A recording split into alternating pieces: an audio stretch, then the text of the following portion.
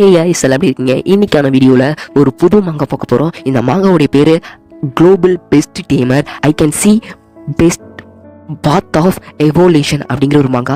இந்த மாங்கா ஆன்கோயிங்கில் போயிட்டு இருக்கு. சீரியஸ்லி ஒரு 3 சாப்டர் தான் ரிலீஸ் ஆயிருக்கு. அப்படியே ஒரு சாப்டர் நம்ம ஆன்கோயிங்கில் போயிட்டு இருக்கோம், ஒரே பார்த்துட்டு வந்துகிட்டு இருக்கலாம். ஸோ நான் படிக்க அப்படி நீங்களும் பாருங்க. ஸோ அதனால சொல்றேன். ஸோ பரவாயில்ல பேசாம லெட்ஸ் ஸ்டார்ட் த வீடியோ. இந்த சாப்டர் ஸ்டார்டிங்ஸ் இல்ல கிளாஸ்மேட் எல்லாருமே பேச ஆரம்பிக்கிறாங்க. இன்னும் 1 வீக்கு அப்புறமா பீஸ்ட் மாஸ்டருக்கான எக்ஸாம் நடக்க போகுது. நாளைக்கு பீஸ்ட் மாஸ்டருக்கான குவாலிஃபிகேஷன் அசைன்மெண்ட் ரெடி பண்ணிட்டீங்களா அப்படின்னு சொல்லிட்டு பசங்க எல்லாம் பேசிட்டு இருக்காங்க. இப்பதான் இந்த ஸ்கூலுடைய பேர் நமக்கு சொல்றாங்க, ஜூனியர் பீஸ்ட் டீமிங் ஸ்கூல். அந்த ஸ்கூல்ல ஒரு கிளாஸ் ரூம்குள்ள காட்டுறாங்க. அங்க இருக்கிற டீச்சர் என்ன சொல்றாங்கன்னா, நீங்க ஆல்ரெடி ஒரு பீஸ்ட் டீம் பண்ணி வச்சிருப்பீங்க, நீங்க இன்னைக்கு ஃபுல்லாக ரெஸ்ட் எடுத்துட்டு நாளைக்கான ரிசல்ட் நல்லா தான் இருக்கணும் அப்படின்ட்டு உங்களை நான் கங்க்ராச்சுலேஷன் பண்ணிக்கிறேன், இதோட இந்த கிளாஸை டிஸ்மிஸ் பண்ணிக்கலாம் அப்படின்ட்டு அந்த சாரும் அந்த இடத்துக்கு கிளம்பிடுறாரு. அங்கே இருக்க ஸ்டூடெண்ட்ஸ் எல்லாருமே எனக்கு இந்த பீஸ்ட் எக்ஸாம் நினைச்சாலே கொஞ்சம் பதட்டமாக இருக்கு, நான் என்னதான் கஷ்டப்பட்டு உழைச்சாலும் கூட என்னால் ஒரு பீஸ்ட் மாஸ்டராக ஆகிறதே கஷ்டம், அப்படி இருக்கும்போது அட்வான்ஸ் லெவல் பீஸ்ட் மாஸ்டர்னா வந்தாங்கன்னா நான் என்ன சொல்றது அப்படின்னு சொல்லிட்டு அவங்க எல்லாருமே பதட்டத்தில் இருக்காங்க. அதுல ஒருத்தன், எனக்கு ரொம்ப பெரிய ஆசை இல்லப்பா, நான் பாஸ் ஆகிட்டேன்னா நிஞ்சியா நகர்ல இருக்கக்கூடிய பீஸ்ட் டீம் அகாடமியில் போய் சேர்ந்துடலாம் அப்படின்ட்டு ஒரு பிளானிங்ல இருக்கேன். என்னடா அது ஒரு ஹை லெவலா இருக்கக்கூடிய ஒரு ஸ்கூலா இல்லைனாலும் கூட அதுல பிரச்சனை இல்லாமலாச்சும் இருக்கலாம் அப்படின்னு சொல்லிட்டு ஒருத்தன் சொல்றான். கூட இருக்கவன் என்ன சொல்றான்னா, அச்சோ அசிஸ்டன்ட் பீஸ்ட் டேமரா கூட என்னால் இருக்க முடியாது, நான் இதை எப்படி பாஸ் ஆகி எப்படி போக போறேனே தெரியலையே அப்படின்னு சொல்லிட்டு இன்னொருத்தன் புலம்பிக்கிட்டு இருக்கான். ஆனா இதுக்கும் எனக்கும் எந்த ஒரு சம்பந்தமும் இல்லாத மாதிரி நம்ம ஹீரோ பின்னாடி உட்காந்துட்டு ஏதோ ஒரு விஷயத்தை பார்த்து யோசிச்சுட்டு இருக்கான். என்ன விஷயத்த யோசிச்சுட்டு இருக்கான்னா, நான் ஏன் இவங்கள மாதிரி அந்த டெஸ்ட்டை நினைச்சு கஷ்டப்பட்டு இருக்கணும், நான் இந்த உடம்புக்கான சொந்தக்காரனே கிடையாது, நான் காலம் பயணம் பண்ணி இங்கே வந்திருக்கேன், ஒரு டைமை கடந்து இங்கே நான் வந்திருக்கேன் அப்படின்னு சொல்கிறான். சொல்லிட்டு இருக்கான். இந்த உடம்புக்கு வந்து கிட்டத்தட்ட 1 வாரம் ஆயிருக்கு. இந்த உடம்புல பார்த்தின சின்ன சின்ன மெமரிஸ் ஹீரோக்கு இருக்கு. ஸோ இவன் இந்த உலகத்தை பற்றி என்ன புரிஞ்சுக்கிட்டான்னா, ஒரு 100,000 ஆண்டுகளுக்கு முன்னாடி ஏதோ ஒரு போர்ட்டல் மூலயமா உலகத்துக்கு வந்த ஏகப்பட்ட பீஸ்ட் அங்கே இருக்க மக்கள்லாம் அழிக்க ஆரம்பிச்சுது.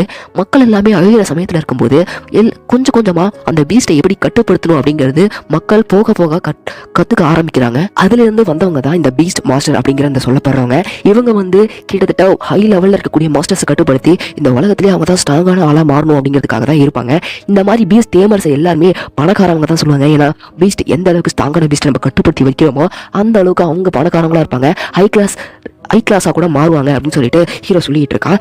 இந்த உலகத்தை பொறுத்த வரைக்கும் 18 வயசுக்கு முடிஞ்சவருக்கு அவங்களுடைய ஃபர்ஸ்ட் டேமிங்கை ஆரம்பிக்கணும். ஸோ இந்த பீஸ்ட் டேமிங்கை பொறுத்த வரைக்கும் அவங்களுடைய சோல் பவரை வச்சு தான் அந்த பெட் அவங்களுக்கு ரியாக்ட் ஆகும். ஆனால் ஹீரோ இந்த உடம்புக்குள்ள வரத்துக்கு முன்னாடி ஆல்ரெடி அந்த உடம்புக்காரன் ஒரு பீஸ்ட்டை டேம் பண்ணி வச்சிருக்கான். அது இதுதான். இது வந்து அவர் ரொம்பவும் அழகாக இருந்தாலும் கூட இது சுத்த வேஸ்ட், எந்த ஒரு அட்டாக்கிங் பண்ணாது, இதுக்கு மேலே அவ்வளோதான், என் வாழ்க்கை நார்மலாக போக போகுது, இது எவால்வ் பண்ணி வைக்க கூட முடியாது, இனிமேட்டு நான் நார்மல் மனுஷனாக வாழ்ந்து நார்மல் மனுஷனாக சாக போகிறேன் அப்படின்ட்டு ஹீரோ நினச்சிக்கிட்டு இருக்கான். மற்ற டைம் ட்ராவல் மாதிரி வேற ஒருத்தன் உடம்புக்குள்ளே போயிருந்தா கூட ஒரு லக்கி சான்ஸ் ஆச்சும் கிடச்சிருக்கும், நான் வந்து சேர்ந்துருக்கேன் பாரு இந்த உடம்புக்குள்ளே அப்படின்னு சொல்லிட்டு அவன் புலம்பிக்கிட்டு இருக்கான். அதே சமயத்தில், ஹே லிங்ஸி, நீ என்ன இங்கே பண்ணுற, நீ ஒரு பீஸ்ட் டேமராக ஆகிறதுக்கு தகுதி இல்லைனாலும் கூட ஒரு நார்மல் ஆஃபீஸ் பாயா இருக்கலாமே அப்படின்னு சொல்லிட்டு ஹீரோ மேலே ஒருத்தன் கையை வச்சுட்டு சொல்லிக்கிட்டு இருக்கான். சரி, இது ஒன்றும் அவ்வளோ மோசமான வேலை இல்லையே அப்படின்னு சொல்லிட்டு அவனும் ஹீரோ மேல கையை வைக்க, இன்னொருத்தன் வந்து என்ன சொல்றான்னா, ஆமாமா அந்த ஆஃபீஸ் போய் ஒர்க்கும் கிடைக்கலனாலும் உன்னுடைய பெட்டை வச்சு ஐஸ்கிரீம் செய்ய முடியல, அதை வச்சு ஒரு ஐஸ்கிரீம் ஷாப்பை ரெடி பண்ணிட்டு உனக்கு அமோகமா காசு கிடைக்கும் அப்படின்ட்டு இன்னொருத்தன் வந்து ஹீரோவை பார்த்து ஃபன் பண்ணிட்டு இருக்க. இதை பார்த்துட்டு, ஆமா நீ சொன்னது கரெக்ட் இல்லை அப்படின்னு சொல்லிட்டு ஆல்ரெடி சொன்னவனும் ஹீரோ பார்த்து நக்கெல்லாம் கலாச்சிட்டு இருக்காங்க. இதை பார்த்துட்டு ஹீரோவும் செம்ம காண்டாகிறான். இந்த டைம் உங்களோட சிஸ்டம் ஆக்டிவேட் ஆயிடுச்சுட்டு ஹீரோக்கு முன்னாடி ஒரு டிஸ்பிளே வருது, சிஸ்டம் சக்ஸஸ்ஃபுல்லா அச்சீவ் ஆயிடுச்சு, ஸோ இப்போ ஸ்டார்ட் ஆகுது அப்படின்னு சொல்லிட்டு ஹீரோடைய சிஸ்டம் ஹீரோட்ட சொல்லுது.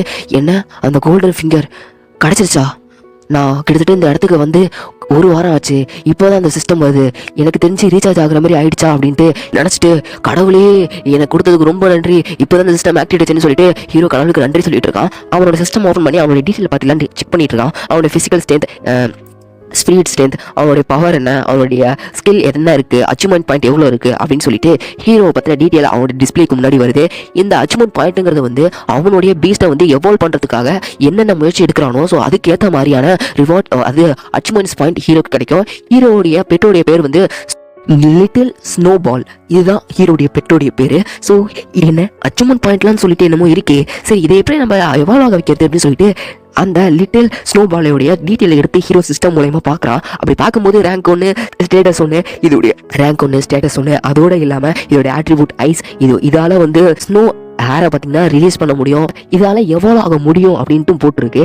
இதை பற்றி ஹீரோ யோசிச்சுட்டு இருக்கான். ஏன்னா 100% எவ்வளோ ஆக முடிஞ்சுன்னா இதாலே இன்க்ரீஸ் ஆக முடியும். அப்படின்னா இது எப்படிப்பட்ட ஒரு எவோலேஷன் ஆகும், ஏன்னா ஒரு ஸ்னோ பால் மாதிரி தான் இருக்குது. அதை பற்றி ஹீரோ யோசிச்சுக்கிட்டு இருக்கான். அப்போ தான் ஹீரோக்கு ஒன்றே புரிய வருது.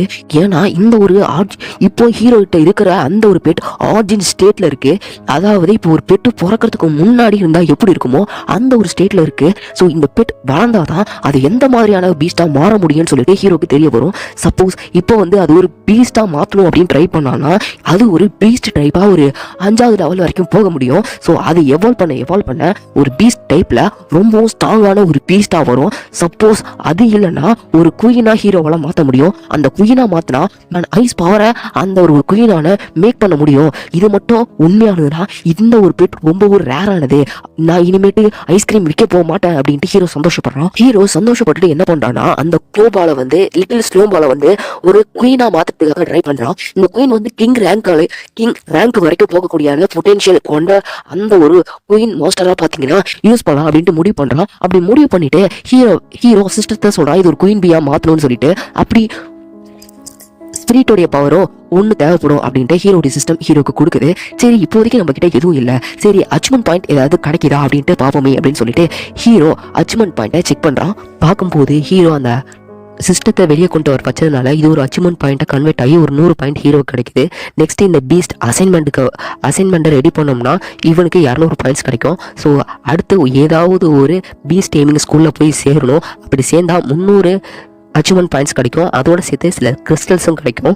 ஸோ ஹீரோ இப்போதைக்கு அவன்கிட்ட இருக்க அச்சீவ்மெண்ட் பாயிண்ட்டை வச்சு அந்த ஸ்னோ மாஸ்டர் அதாவது லிட்டில் ஸ்னோ பாலை அப்கிரேட் பண்ணுறான். ஸோ அப்படி அப்கிரேட் பண்ணும்போது ரேங்க் 1 ஸ்டேஜ் 2க்கு அந்த ஸ்னோ பால் அப்கிரேட் ஆகுது. சக்ஸஸ்ஃபுல்லாக அவேக்கன் ஆகிடுச்சு அப்படின்னு சொல்லிட்டு ஹீரோ சந்தோஷப்படுறான். அந்த டைம் ஸோ அவங்க கூட இருப்பாங்களே பசங்க, ஸோ அவங்க நீ ஐஸ்கிரீம் விற்கிறதுக்கு லைக் போ அப்படின்னு சொல்லிட்டு அவனை தோட்டி விடும் போது நம்ம ஹீரோக்கெலாம் சரியான காண்டு. இவன் ஸோ இப்போது அவன் இப்போ ஹீரோ கலாச்சிட்டு இருப்பான் இல்லையா, அவன் அவன் இருக்க சிட்டியில் ஒன் ஆஃப் த பவர்ஃபுல்லான ஒரு ஃபேமிலியை சேர்ந்தவன். ஸோ ஹீரோ இருந்தாலும் பரவாயில்லன்னு சொல்லிட்டு டேய் நாளைக்கு அசைன்மெண்ட் தான்டா, யார் கூப்பிடணும் அப்போ தெரியும் அப்படின்னு சொல்லிட்டு ஹீரோ கிளம்பி போகிறத பார்த்தோன்னே இவனுக்கு சரியான காண்டாயிட்டு டக்குன்னு சிரிச்சிடுறான். ஏன்னா நீ போய் அதை சொல்கிறிய படுறா, நீனே ஒரு ஐஸ்கிரீம் விற்கிறது தான்டா லைக் அப்படின்னு சொல்லிட்டு அந்த பையனும் ஹீரோ திட்டிகிட்டு இருக்கும்போது ஸோ ஃபன் கலாச்சிட்டு இருக்கும்போது அந்த இடத்துக்கு போது நீ ஓவரா பண்ணுறேன்னு சொல்லிட்டு நீங்கள் அப்படிங்கிற பொண்ணு ஹீரோக்கு சப்போர்ட் பண்ணிட்டு வரா. ஸோ இவன் பார்த்தோன்னே கூட இருந்த அந்த குண்டு பையன் என்ன சொல்கிறான்னா நீங்கள் பவர்ஃபுல்லான ஆள் தான், நீங்கள் ஏன் அந்த குப்பை பின்னாடி போகிறீங்க, இவர் பின்னாடி வந்தீங்கன்னா கூட ஏதோ பிரயோஜனம் உண்டு அப்படின்னு சொல்லிட்டு அவன் சொல்லுவான். அதுக்கு நம்ம ஹீரோ என்ன சொல்லுவானா, நீ என்கிட்டலாம் பேசாத, நான் பார்த்துக்கிறேன் எல்லாத்தையும், நாளைக்கு அசைன்மெண்ட் இருக்குல்ல இப்போ பார்த்துக்கலாம் அப்படின்ட்டு ஹீரோ சொல்லிட்டு அந்த இடத்துல கிளம்புவான். ஸோ நம்ம இங்கே ஓகேன்னு சொல்லிடுவா. அந்த இடத்த கட் பண்ணால் இப்போ ஹீரோ எங்கே வந்திருப்பான்னா பெட் ஷாப்புக்கு தான் வந்திருப்பான். அவன்கிட்ட இருக்க மொத்த காசையை வச்சு அவனுடைய பெட்டை எவால்வ் பண்ணுறதுக்கான 20 லோ லெவல் ஐஸ் கிறிஸ்டல்ஸையும் ஒரு ஜேடியும் வாங்கியிருக்கான். இதனால அதோடைய ரேங்க் இன்க்ரீஸ் ஆகும். ஸோ பரவாயில்ல அப்படின்னு சொல்லிட்டு ஹீரோவும் அந்த இடத்த விட்டு போகும்போது அந்த இடத்துல நீங்கள் வரா. அவன் அம்மா உன்னை நைட்டுக்கு டின்னருக்கு கூப்பிட்டாங்க போறியா அப்படின்னு சொல்லிட்டு ஹீரோ கிட்ட சொல்லுவா. அந்த டைம் ஹீரோவும் பரவாயில்ல நான் அப்புறம் எப்பயாவது வரேன் அப்படின்னு சொல்லிட்டு ஹீரோவும் சொல்லுவான். நீ நாளைக்கு நடக்க போகிற அசைன்மெண்ட்டில் ஜெயிச்சிரியா அப்படின்னு கேட்கும்போது கவலைப்படாத நான் பாஸ் ஆகிட்டேன் அவங்க முகத்தில் கரிய பூசுறேன்னு சொல்லிட்டு ஹீரோ சொல்லுவான். சரி நீங்கள் நாளைக்கு பார்ப்போம் அப்படின்னு சொல்லிட்டு நீங்கள் அந்த இடத்த விட்டு கிளம்பிடுறா. ஹீரோ கிட்ட நீங்கள் சொல்லிட்டு கிளம்பிடுறான் அந்த இடத்த விட்டுட்டு. ஸோ ஹீரோ ஹீரோ அவனுடைய வீட்டில் இருக்கான். எப்படியாவது அவைலபிள் ஆகிட்டுன்னு சொல்லிட்டு ஹீரோ அவன்கிட்ட இருக்க அந்த கிறிஸ்டல்ஸையும் ஜேடியும் அந்த பெட்டிகிட்ட சாப்பிட கொடுக்குறான். ஸோ அந்த பெட்டும் சாப்பிட்டு கொஞ்சமாக எவ்வளோ ஆக ஆரம்பிக்குது. இதை பார்த்துட்டு எப்படியாவது எவ்வளோ ஆகிடுன்னு சொல்லிட்டு ஹீரோ சந்தோஷப்பட்டு இருக்கும்போது அந்த பெட் ஒரு குட்டி பொண்ணு மாதிரியான கிரியேச்சராக உருமாறுது. இதை பார்த்துட்டு அது புரிய எவ்வளோ ஆயிடுச்சு அப்படின்னு சொல்லிட்டு ஹீரோ சந்தோஷப்படுறான். இதோட இந்த சாப்டர் முடியுது கைஸ். ஸோ நெக்ஸ்ட் ஒரு நல்ல சாப்டரில் சந்திக்கிறேன். Bye guys.